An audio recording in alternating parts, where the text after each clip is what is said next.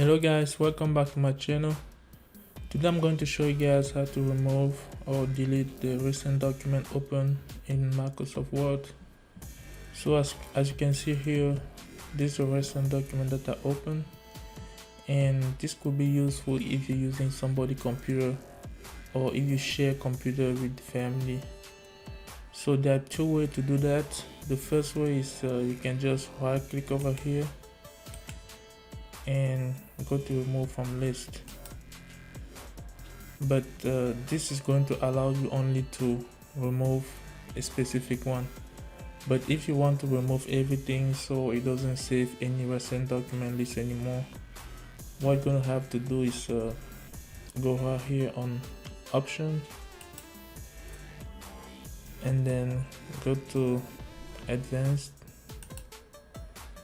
and then scroll down.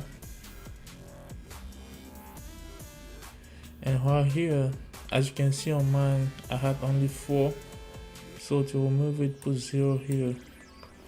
Just put 0, that way it won't save any recent document. So when you put 0, just click OK. Okay. Now if I go back to file, and now it doesn't save any recent document anymore. And that's it. Thank you guys for watching, and make sure you subscribe. Peace.